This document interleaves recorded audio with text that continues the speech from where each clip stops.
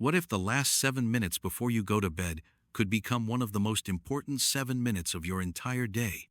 Not because 7 minutes is some kind of magic number, and not because one simple routine can instantly fix every sleep problem, but because those final moments before bed can give your body and mind something they often desperately need: a chance to slow down.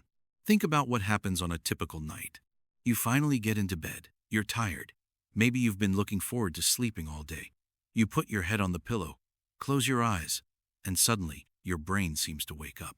You start thinking about everything you need to do tomorrow. You remember something someone said earlier. You start worrying about a problem you couldn't solve during the day. And then, almost automatically, you reach for your phone and tell yourself, "I'll just check one thing." 5 minutes later, you're scrolling. Then 10 minutes. And suddenly, you're wondering why you're still awake. Maybe you've experienced something even more frustrating. You fall asleep, but a few hours later, you wake up in the middle of the night. The room is quiet. Your body is tired, but your mind is wide awake. You look at the clock. You turn over. You try to force yourself back to sleep. And the more you think about needing to sleep, the harder it seems to become. Here's something important to understand. Your brain doesn't always switch instantly from daytime alertness to nighttime rest simply because you got into bed. Your body may be lying down, but your mind could still be carrying the noise of the entire day. That's why tonight, we're going to try something different. I'm going to show you a simple 7-minute wind-down routine you can do before sleep. No expensive gadgets, no complicated exercises, and no promise of a miracle overnight. Just 7 quiet minutes designed to help you gradually move from stimulation and worry toward relaxation. And the best part is that you can adapt this routine to your own life. You don't have to do it perfectly. You don't have to clear your mind completely. You simply need to give yourself a few minutes where you stop chasing the day and start preparing for rest. So stay with me, because in just a moment, we'll go through those 7 minutes, step by step, and by the end, you'll know exactly what you can try tonight before you turn off the lights. Because sometimes, better nights don't begin with doing more. Sometimes, they begin with giving yourself permission to finally slow down. Before we get into the 7-minute routine, there's something important you need to understand. Sometimes the problem isn't that you're not tired enough. You may be completely exhausted, yet your brain and body are still acting as if the day isn't over. And this is one reason bedtime can become so frustrating. Think of your brain like a car. If you've been driving that car at full speed all day, you wouldn't expect it to come to a complete stop the moment you slam on the brakes. Your brain can work in a similar way. All day long, you're thinking, making decisions, solving problems, talking to people, watching television, reading the news, checking messages, managing your home, and dealing with responsibilities. Then suddenly, you get into bed and expect your brain to say, "Okay, we're done. Time to sleep." But the brain doesn't always work that way. It often needs a transition. And for many people, that transition is missing. The first problem is that your brain may still be in day mode. Maybe you've just finished watching an exciting television program. Maybe you were following the news. Maybe you were having an important conversation with your spouse or family member. Or maybe you were taking care of things around the house right up until bedtime. Your body may be physically tired, but your mind can still be processing everything that happened during the day. And when you lie down in silence, that's when you may suddenly notice how active your thoughts really are. The second problem is stress and nighttime overthinking. During the day, there are distractions everywhere. You have things to do, people to talk to, places to go, tasks that require your attention. But at night, everything becomes quiet. And sometimes that quiet gives your worries a microphone. You start thinking about tomorrow. You wonder whether you remembered an important appointment. You think about your family. You worry about finances. You replay a conversation from earlier in the day. Or perhaps there's something you've been putting off, and suddenly your brain decides that midnight is the perfect time to solve it. Of course, it isn't. But once the thoughts start, they can become difficult to stop. And here's the gentle warning I want you to remember. If this happens night after night, those lost hours can begin affecting how you feel the next day. You may wake up feeling tired. You may have less patience. You may find it harder to concentrate. and you may start worrying about sleep itself. Then another night comes, and you get into bed thinking, I hope I sleep tonight. That thought alone can create even more pressure. The third problem is constant stimulation from screens. Now, let's be fair. This doesn't mean every person who uses a phone at night will have terrible sleep. And the problem isn't simply that screens are automatically bad. What you're doing on that screen matters too. There's a big difference between quietly reading something relaxing and spending the final minutes before bed watching emotionally intense videos, arguing in comments, checking stressful news, or constantly responding to messages. Your eyes may be tired, but your brain can still be engaged. You're receiving new information. You're making decisions. You're reacting emotionally. You're wondering what will happen next. In other words, your body is saying, I'm tired, while your brain is saying, keep going. And that's not exactly the message we want to send before sleep. Now, the fourth problem may be the simplest one of all. You're going directly from activity to bed. Imagine this. It's 10:53 at night. You're watching an exciting video. At 10:58, you answer a couple of messages. At 11, you turn off the lights, put your head on the pillow, and expect yourself to fall asleep immediately. But you've given your brain almost no time to transition. It's like running into a room and immediately expecting your entire body to become calm. Sometimes, what you need isn't another sleep product. You need a buffer between your day and your night. A small period where the stimulation begins to decrease. Your phone goes away. Your breathing becomes slower. Your muscles begin to relax. Your thoughts get organized instead of bouncing around. And your environment begins to tell your brain, the day is finished. That's exactly why the 7-minute routine we're about to go through can be useful. The goal isn't to force yourself to fall asleep. You can't simply command your brain, sleep now. The goal is to create a consistent, peaceful transition that gives your body and mind a better opportunity to settle down. And that's where those 7 minutes come in. Let's walk through them, 1 minute at a time. Now let's get to the part you've been waiting for. The 7-minute routine.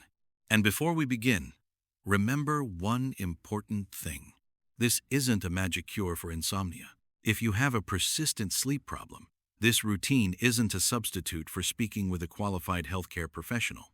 Think of these 7 minutes as a simple wind-down ritual, a way to give your body and mind a consistent signal that the day is coming to an end.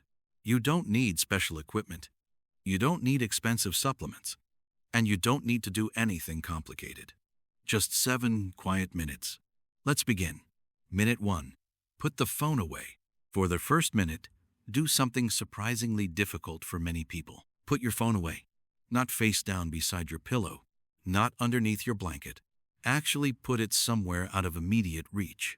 If possible, silence unnecessary notifications so your phone isn't constantly asking for your attention. No news. No social media. No emails. No checking messages just one more time. Because that one last check can easily turn into another 20 minutes of stimulation. And remember this simple message. Your last 7 minutes belong to you, not your phone. Your phone can wait until tomorrow. Right now, you're giving your brain permission to stop responding to the outside world. And if you use your phone as an alarm clock, that's okay. Just place it far enough away that you're not tempted to keep reaching for it. Now that the biggest source of distraction is out of the way, let's move to minute 2. Minute 2, slow your breathing. You don't need to perform complicated breathing exercises. Just breathe comfortably. Slowly breathe in, and then slowly breathe out. Again, a gentle breath in, and a comfortable breath out. Don't force your lungs to fill completely. Don't hold your breath if that feels uncomfortable. And don't turn this into a competition. The goal isn't to breathe as deeply as possible. The goal is simply to slow down and become aware of your breathing. As you breathe out, imagine releasing some of the tension you've been carrying throughout the day. Maybe your shoulders drop slightly. Maybe your jaw becomes less tight. Maybe your thoughts aren't moving quite as quickly. And if your mind wanders, that's completely normal. Simply notice it and gently bring your attention back to your breathing. You're not trying to force yourself to sleep. You're simply creating a calmer state from which sleep can happen naturally. Take another slow breath in and let it out comfortably. Now move to minute 3. Minute 3. Relax your body. This minute is about noticing tension you may not even realize you're carrying. Start with your forehead. Let it soften. Now your eyes. Allow them to rest. Notice your jaw. Are your teeth pressed together? If they are, gently loosen the jaw. Move down to your shoulders. If they're raised or tight, let them drop. Now your hands. Unclench your fingers. Let your hands become heavy and comfortable. And finally, notice your legs. You don't need to stretch. You don't need to exercise. Simply allow them to become comfortable against the mattress or wherever you're resting. Sometimes we lie down because we're tired, but our muscles are still behaving as if we're dealing with another busy day. Your body may be saying, "We're finished," but your shoulders, jaw, hands, and legs haven't received the message yet, so give them that message now. Nothing needs to be accomplished in this minute. You don't have to solve anything. You simply have to relax. And now, we're ready for something that can be especially helpful when your mind refuses to become quiet. Minute 4. Empty your mind. Take a small piece of paper or a notebook and keep it beside your bed. Now write down 3 things. First, one thing that's worrying you. It could be something small or something important. Second, one thing you need to remember tomorrow. Maybe it's an appointment, a phone call, an errand, something you don't want to forget. And third, one thing you accomplished today. It doesn't have to be impressive. Maybe you went for a walk. Maybe you prepared a healthy meal. Maybe you called someone you care about. Maybe you simply got through a difficult day. That's enough. The purpose of this little exercise isn't to solve your problems at bedtime. It's to separate 2 thoughts. I need to remember this. From, I need to solve this right now. Those are not the same thing. If something needs your attention tomorrow, write it down. Then tell yourself, I have captured it. I don't need to keep repeating it in my head tonight. You may be surprised how reassuring that simple act can feel. The problem hasn't disappeared, but you've given your mind permission to stop carrying it for the night. Now comes minute 5. Minute 5. One positive reflection. Think of one simple thing that went well today. And I want to make something clear. This isn't about pretending everything is perfect. Some days are difficult. Some days bring disappointment. Some days leave us worried, frustrated, or tired. You don't have to ignore those feelings. But even on a difficult day, there may be one small thing worth noticing. Maybe you had a pleasant conversation with someone you love. Maybe you enjoyed a good meal. Maybe you took a short walk. Maybe you laughed at something. Maybe you spent time with your family. Or maybe the best thing you can say about today is simply, I made it through. That counts too. Take a few seconds and let that one positive moment come to mind. Don't rush it. Just notice it. Because bedtime doesn't have to become a courtroom where you review everything that went wrong. It can also become a moment where you recognize what went right. And now we're almost finished. Just 2 minutes left. Minute 6. Prepare your sleep environment. Take one final look around your bedroom. Is the room comfortable? Can you make it quieter? Can you reduce unnecessary light? Is the temperature comfortable for you? If there are devices nearby that you don't need, move them away. The goal is simple. Make your bedroom feel like a place for rest, not a place where the day's stimulation continues. You don't need a perfect bedroom. You don't need an expensive mattress. You don't need a collection of sleep gadgets. Small changes can be enough. Dim the lights. Put away the unnecessary devices. Make yourself comfortable. And if something regularly interrupts your sleep, such as excessive noise, uncomfortable temperature, or bright light, address it when practical. You're creating an environment that supports the message you've already been giving your brain. The day is over. It's time to slow down. And now comes the final minute. This one may be the most important. Minute 7, stop trying to make yourself sleep. Get comfortable, close your eyes, and stop trying so hard to fall asleep. That may sound strange, but think about what happens when you tell yourself, I have to fall asleep now. Then you look at the clock. It's 11:47. You check again. 12:03. Now you're calculating how many hours are left before morning. You become frustrated. You turn over. You check the clock again.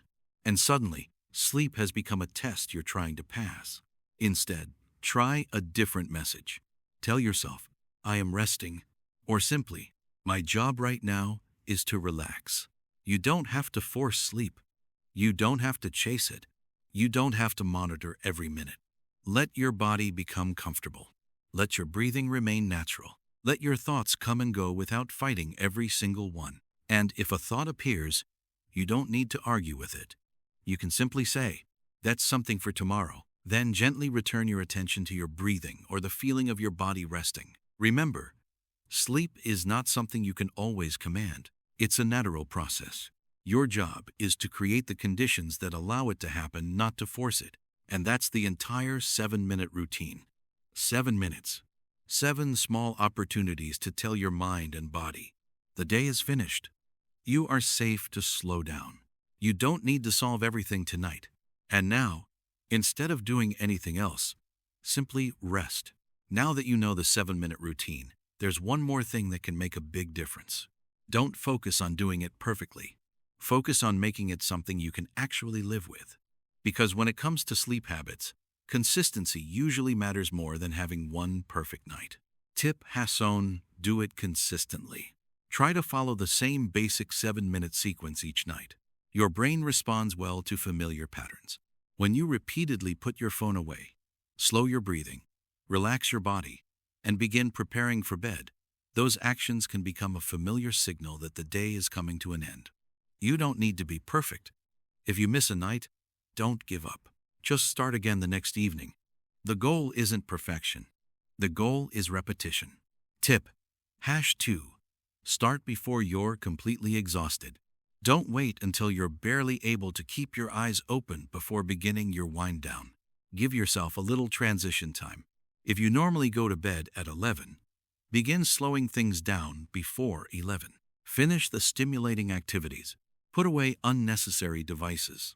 Dim the environment. And give yourself those quiet minutes before you expect to sleep. Think of it like landing an airplane. You don't go from full speed to the runway in 1 second. You gradually slow down. Your evening can work the same way. Tip #3. Don't turn this into another task. This routine should make your evening feel easier, not give you another list of things to worry about. You don't have to perform every step perfectly. If writing in a notebook feels uncomfortable, keep it extremely simple. If focusing on your breathing makes you uncomfortable, return to normal, relaxed breathing.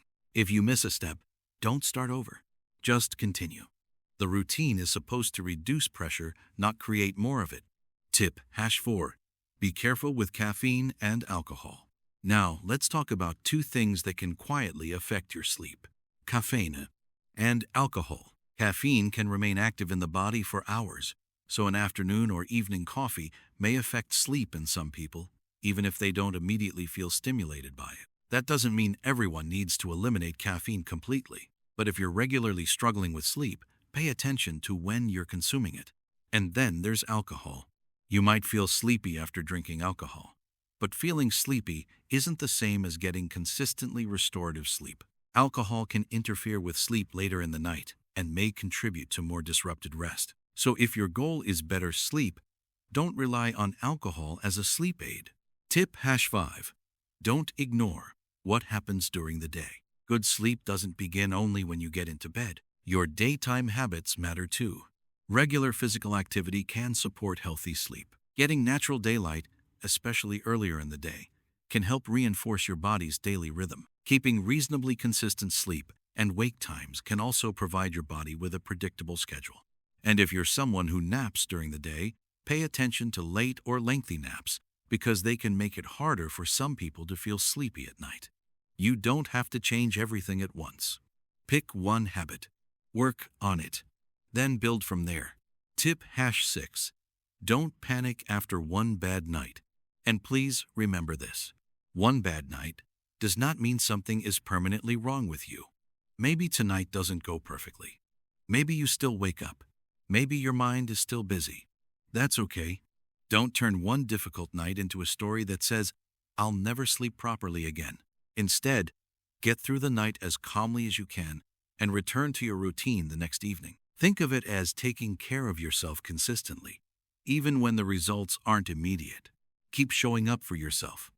You don't need to win every night. You simply need to keep building healthier patterns over time. One important health reminder. And there's one final point I don't want you to ignore. If you're regularly struggling with insomnia or frequently waking during the night, don't assume you simply have to live with it, especially if you have loud snoring, gasping, or choking during sleep, significant daytime sleepiness, or persistent problems falling or staying asleep. It's worth discussing those symptoms with a healthcare professional. Sometimes ongoing sleep problems can be connected to an underlying sleep or health issue that deserves proper attention. This 7-minute routine can be a supportive habit, but it isn't a replacement for medical evaluation when sleep problems persist. So use the routine. Pay attention to your sleep and listen to what your body is telling you. So, before you close your eyes tonight, let's quickly remember those 7 simple minutes. First, put your phone away. Second, slow your breathing and give your mind a chance to settle. Third, relax your body, your forehead, jaw, shoulders, hands, and legs. Fourth, empty your mind by writing down what you need to remember or deal with tomorrow. Fifth, think of one positive moment from your day, no matter how small. Sixth, prepare your bedroom so it feels comfortable, quiet, and ready for rest. And finally, number 7, stop trying so hard to make yourself sleep. Let your body rest. Let your breathing stay comfortable. Let your thoughts come and go without chasing them. And remember, better sleep doesn't always require an expensive product, a complicated routine, or another gadget beside your bed. Sometimes it starts with something much simpler. Tonight, give yourself 7 quiet minutes before asking your body to sleep. But don't expect a miracle after one night. The real goal is consistency. When you repeat the same calming routine night after night, you're creating a familiar signal that tells your brain, the day is finished. It's time to slow down. It's time to prepare for rest. And if tonight isn't perfect, that's okay. Don't give up after one difficult night. Come back to the routine tomorrow. Keep showing up for yourself. And if you're going to try these 7 minutes tonight, leave a comment below and simply write 7 minutes and tell me which step you're most looking forward to. Trying the phone-free minute, the breathing, relaxing your body, writing down your thoughts, or simply letting go and resting. If you found this helpful, subscribe to Always Good Healthy for more simple, practical, evidence-based healthy aging and wellness tips designed to help you take better care of yourself as you get older. And remember, take care of your sleep tonight, because tomorrow deserves the best version of you. Good night, and take care of yourself.